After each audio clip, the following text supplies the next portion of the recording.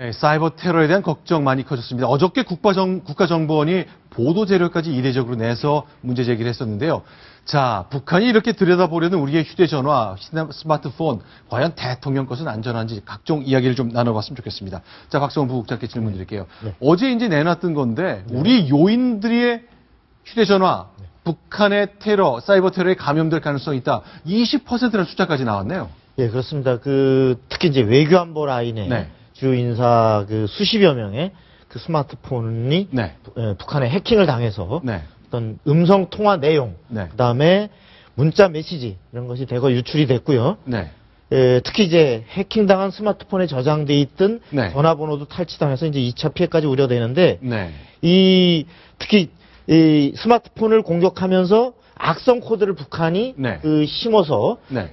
전체적으로 보면 20%의 그 대상들이 이 악성 코드에 감염이 된 네. 이런 상태입니다. 이 숫자까지 공개했는데요. 김웅광 교수님. 예. 20%가 감염이 됐다. 이건 무슨 얘기입니까? 예, 북한 사이버 부대가 이제 네. 말씀하신 것처럼 애교 안보 라인의 우리 중요한 국가 여인들의 핸드폰에 백수십 명한테 동시에 뿌려서요. 네. 요거 클릭하면 중요한 겁니다. 네. 근데 또 각성이 있는 사람들은 또 뭐 잘 안 보는 사람들은 안 눌렀는데 네. 핸드폰을 자주 관심 가지고 또 그런 그 중요한 것에 민감한 사람들이 눌렀어요. 네. 누른 사람 20%가 수십 명 되는데 네. 그 사람들 누른 사람들의 핸드폰에는 예상대로 북한이 네. 한 이렇게 문자 메시지 통화 내역 그리고 전화번호를 유출해가는 털어가는 네.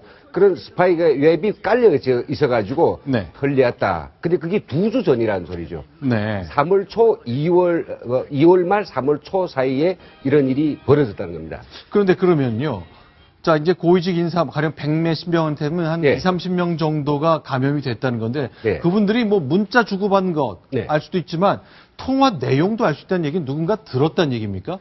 그렇죠. 예. 네. 통화 내역은 사실 뭐 파일로 저장되지는 않습니다. 그러나 네. 그 앱에서 네. 듣고 싶다라고 하면 네. 음성을 듣는 그 기능을 가동시키면 네. 지금 현재 들고 있는 핸드폰의 주변의 음이 들어오는 거죠. 그 사람의 통화까지 포함해서 그런 네. 의미입니다. 자, 그러면 송 교수님, 북한이요. 우리의 전화를 듣기 위해서 이렇게까지 침투를 많이 했는데 실제로 우리가 좀 당하고 있다 그런 느낌을 좀 받는지 모르겠습니다. 작년 여름에도 국가정보원이 8월 달에 우리 요인 1000명 정도의 스마트폰이 노출된 것 같다는 보고를 국회에 한 적도 있잖아요. 네. 실제 북한은 이렇게 많이 듣는다고 봐야 됩니까?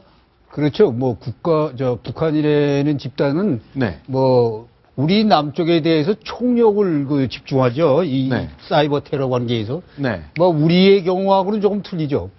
우리는 지금 현재 사이버 테러법도 미정비 상태에 네. 있는 그런 상태고, 북한의 경우는 뭐 우리가 벌써 지금 여기 아까 사진에도 나왔듯이 10여 년 전서부터 여러 가지 사이버에 대해서 철저히 대비하고, 이걸 어떻게 보면은 사실상 부메랑입니다. 전에 네. 우리가 평양과학기술대학을 우리 쪽에서 지어주고, 또 연변에 과학기술대학을 만들었고, 그래서 이제 여기에 여러 가지 580, 480 이 펜티엄급 컴퓨터를 보내주고, 그래서 우리가 어떻게 보면 그런 걸 스스로 우리 쪽에서 네.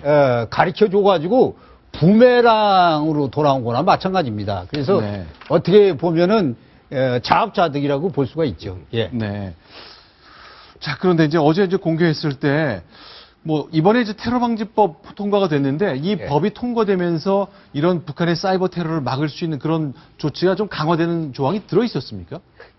이번 테러 방지법에 네. 앞서서 통과된 테러 방지법에는 대테러 방지법에는 그 부분이 없습니다. 네. 이것을 따로 이렇게 독립시켜서 사이버 테러 방지법을 지금 현재 국회에 계류되고 있지 않습니까? 네. 이전 국회에서 이걸 빨리 의결해 달라고 어저께 대통령께서 좀 수석 보좌관 회의에서도 이제 이야기하셨고 네. 이것이 지금 현재 점점 가중되고 한 주 전에도 지금 우리 요인들 걸 막 핸드폰 털어내가는 이런 상황을 우리가 대처를 하지 않으면 이거 큰일 나거든요. 네. 그래서 이제 국회에 강국하게 지금 뭔가 요청해 놓은 상태인데 네. 이 사이버 테러 대응법이 이제 법이 네. 빨리 통과돼야 네. 이런 허점들을 막을 수 있는 거죠. 자, 미국의 오바마 대통령이 해외 출장 다닐 때요. 워낙 휴대전화 도청이 많기 때문에 이제 특별히 텐트까지 갖고 다닌다는 장면 외신 통해 본 적이 있는데 바로 저 장면이거든요. 자, 손수호 변호사. 네. 저 장면, 저게 호텔 안에 오바마 대통령이 전화를 하기 위해서 텐트까지 쳐놓고 하는 건데 예. 저렇게 도청을 위한 미국 대통령 도청을 위한 해외 정보기관의 시도가 맞나 보죠. 사실은 뭐 보이지 않는 곳에서 여러 정보기관들이 이제 그 자국의 그런 이익을 위해서 첩보 활동을 한다고 알려져 있습니다. 네. 또한 그 와중에서 이제 그 자칫해서 그런 그 뭐 암암리에 이루어지는 것을 알고 있습니다만 혹시라도 꼬리를 이제 잡혔을 경우에는 외교적인 문제로 이제 비화되는 경우도 있고요. 또 과거에 우리나라에서도 뭐 호텔에서 우리나라 국정원이 이제 그 인도네시아 관련된 그런 그 정보를 또 입수하려다가 또 한때도 문제가 일어났던 적이 있는데요. 네. 저런 뭐 각국이 자신의 그 국가의 이익을 위해서 국익을 위해서 첩보 활동을 하는 것은 당연한 상식적인 일이라고 볼 수 있겠습니다만 네. 국제법에서 허용되는 그런 한도를 넘는다고 한다면 또한 상대방 국가의 그런 그 국내법을 위반한다고 한다면 그건 당연히 문제가 되겠죠. 자, 그러면요. 근본적인 질문입니다. 자, 오바마 대통령도 저렇게 조심을 한다는데, 송 교수님. 박근혜 대통령도 휴대전화, 스마트폰 쓸 것 같은데, 이 전화로 장관들, 수석들하고 통화 많이 하잖아요. 국가정보원장하고도 할 것 같은데, 이런 거 북한이 들을 수도 있는 겁니까? 어떨까요? 그거는 상당히 이중 삼중으로 아마 그 지금 보안 장치를 하는 것 같아요. 네. 국정원의 사이버 테러 안전센터 뭐 그쪽에서 전에 얘기하는 거 보면은 요인에 대해서는 여러 가지로 그 보안 조치를 많이 하고 있다고 그래요. 네.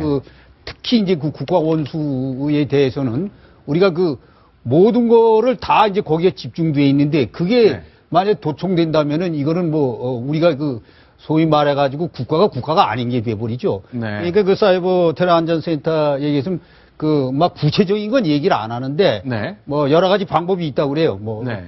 비화기도 여러 가지로 몇 번씩 이렇게 해가지고 네. 해서 막 그 철저한 대비를 하고 있다는 그런 식의 얘기를 들었는데 네. 역시 아마도 그 우리가 생각하는 거 모양으로 지금 여기 물론 20% 바이러스가 네. 좀비 또 그 집중 공격에서 이게 당하기도 하고 이렇게 바이러스도 되긴 하지만은 네. 그러나 이 요인들에 대해서는 상당히 우리가 보안 시스템이 돼 있다 하는 것을 네. 이렇게 말씀드릴 수가 있겠어요. 저 미국의 NSA라는 이제 감청 조직 이런 곳에서 이제 동맹국인 또 우방국인 독일의 메르켈 총리 휴대전화까지 다 들었다 이런 네. 것 때문에 이제 외교 문제가 돼 있어서 네. 우리 대통령도 언제든지 그런 몰래 듣고 싶은 욕구가 생길 것 같아서 좀 질문을 드려봤습니다. 그렇겠죠. 김국원 교수님, 네. 김정일이 2009년에 사이버 부대 인력을 3,000명으로 늘리라 해서 현재는 한 6,000명까지 늘어 있는 것으로 보는데. 네네.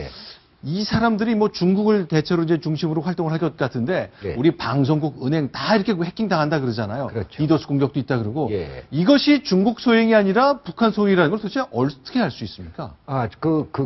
분명한 물증이 있습니다. 첫째는요, 그 공격이 가해진 중국 현지에 네. IP 주소가 있거든요. 네. 근데 비교적 이 작자들이 여기저기 이제 마음대로 쓸 수 없으니까 한정되어 있는 특정된 IP 주소를 많이 써왔고요. 네. 그보다 더 중요한 것은 공격 코드를 이렇게 분해해 보면요. 네. 뭐 가장 대표적인 김수키 코드라는 게 있습니다. 네. 그 코드가 북한이 만든 것으로 이미 드러나 있는 네. 그런 그 공격 코드가 기법들이 있거든요. 네. 그리고 세 번째로는 그 공격과 관련돼 북한이 경유했던 여러 가지 경로들 이런 것들을 들춰보면 네. 북한이 옳다 아니다라는 게 이제 나오죠. 자, 그러면 이렇게 3,000명에서 6,000명 사실 세계 최고 수준이라고 저희가 굉장히 걱정을 많이 하는 예. 이제 북한에서 이제 컴퓨터 관련 공부도 하셨고 예. 교육도 많이 해보셨잖아요. 네네. 정말로 북한의 해커들이 정말 그렇게 실력이 뛰어납니까? 그거는 뭐 직접적인 평가는 사실 어렵습니다. 결과를 가지고 이야기하는 거죠. 네. 근데 결과가 지금까지 뭐 많이 네. 공격을 했죠. 거의 대한민국에 대해서도 공식적 자료만 건 3만 건 이상의 공격을 해가지고 네. 성공을 많이 했거든요. 네, 이런 것들이 그 수준에 대해서 이제 간접적인 평가가 있고요. 무엇보다 중요한 것은 그 사이버 요원들이 그 머릿수가 사실 너무나도 엄청나게 많은 겁니다. 네. 원래 사이버 공격은요, 이 머리 숫자를 가지고 하는 전쟁이 아니거든요. 네. 하나하나의 어떤 굉장한 그 IQ를 가진 이런 네. 그 정보 요원들에서 진행되는 건데 6,000명이 다 그렇게 하나씩 골라낸 그런 최고 요원들이라고 하면 그 역량은 상당히 이제 크다. 이런 것들이 상당히 우리가 이제 우려하는 문제고요. 네. 정말 어릴 때부터 한국에서 말하면 초등 4학년부터 이제 선발된 애들이 체계적으로 교육을 돼가지고 대학을 입학할 17세, 18세에 나와가지고 유수의 대학에 들어가서 키워지거든요. 네. 이런 것들이죠. 자, 그럼 송 교수님, 이제 국가정보원에서 이제 30년 가까이 북한을 쭉 관찰해 오셨는데, 네. 북한이 이렇게 들으려는 것, 우리가 막으려는 노력, 이런 것, 우리가 좀 뭔가 좀 지금보다 이런 걸 좀 더 바꿔야 되겠다 싶은 것, 그런 게 좀 생각나는 게 있으세요? 예, 우리가 특히 이제 관공서는 괜찮아요. 네. 관공서는 괜찮은데, 네. 일반 민간인, 네. 지금 이게 사이버 진흥원 이 민간, 여기를 통해서 이제 다 하고 대개 용역을 줘서 이제 이쪽에서 민간에서는 다 이렇게 보안 시스템을 의뢰하는데, 네. 이제 국정원에서 그런 얘기를 해요, 고민이. 네. 여기도 좀 해줬으면 좋겠는데, 네. 뭐라 그러냐면은 일반 사이버 이런데 우리 이 여러 가지 우리 민간인들 좌파 단체에서 국정원은 그거 다 거기다가 맡기면은 전부 다 도청하고 해킹하고 전부 자기네들이 분탕질을 한다. 네. 그러니까 국정원에 절대 맡겨서는 안 된다 하는 이런 애로사항이 있다는 게 바로 이제 국정원 측 설명입니다. 그래서 앞으로는 제가 보기에는 이게 일심단결이 되어야 될 것 같습니다. 네. 민관이. 예. 자, 그럼 이제 국가정보원이요. 이제 사실 테러방지법 관련된 국회 논란 필리버스터가 계속되는 동안에 조금 설명을 좀 내놓고 국민과 국회를 상대로 자, 우리 원이 갖고 있는 자세 그리고 의지 이런 걸 좀 내놨으면 좋았습니다. 어쨌건 그 타이밍 좀 지나버린 것 같은데요. 자, 뭔가 대책도 마련해야 될 것 같고 국민들의 신뢰도 국가정보원이 좀 얻어야 될 것 같습니다. 이런 우리들의 국내 모습을 보는 북한 생각이 북한의 노동신문을 통해 드러났는데 이런 내용이 떴네요. 오늘인가요? 3월 8일이니까 오늘 아침 네. 노동신문입니다. 북한 노동신문이 이렇습니다. 박근혜 패당은 우리 공화국의 자위적인 핵 억제력 강화 조치와 네. 합법적인 우주 개발 권리, 다시 말해서 지금 핵 미사일 쏘는 네. 이러한 도발 행위를 우주 개발 권리다. 네. 이렇게 이제 주장하면서 이것을 턱대고 이것을 이유로 돼서 네. 사회 전반에 테러 공포증을 일으키면서 이 악법을 꾸며내고야 말았다. 우리 테러방지법을 네. 맹비난하고 있는 겁니다. 자, 그러니까 우리가 만든 테러방지법, 북한이 굉장히 부담스러워하는데, 송 교수님. 네. 왜 북한은 우리가 테러방지법 만드는 거 이렇게 싫어합니까? 그냥 자기들이 이유가 됐다는 점 때문에 기분이 나쁜 겁니까? 아니면 이 법이 생기면 북한한테 좀 국가적으로 손해가 생기는 게 있는 겁니까? 그러니까 이렇게 생각할 수가 있죠. 네. 사이버 테러하고 네. 이제 테러 방지법은 이게 이제 두 가지로 본다면 네. 테러 방지법은 이제 우리가 천안함 사건이든지 일반 무슨 8.58 공격이나 이런 네. 테러를 의미하는 거고 사이버는 우리가 온라인상 여기서의 테러 관계를 얘기했는데 이것이 자기네들이 네. 여태까지 하는 게 전부 속여서 네. 그러니까 몰래 해가지고 모든 걸 다 자기네들이 했다고 그러지 않지 않습니까? 네. 전부 부정을 하지 않습니까? 네. 결국은 이런 게 만들어지면 자기네들이 공격하는 게 여러 가지로 그물망이 좁혀지죠. 네. 그러니까 이게 싫은 거죠. 그러니까 네. 저렇게 집중적인 공격을 하는 겁니다. 예. 자, 북한 노동신문이 또 우리나라 테러방지법 입법 처리하는 것과 관련해서 이렇게 불편한 감정을 드러낼 줄 예상을 못했는데 어쨌건 명백하게 노동신문을 통해 자신들의 생각을 밝혔습니다.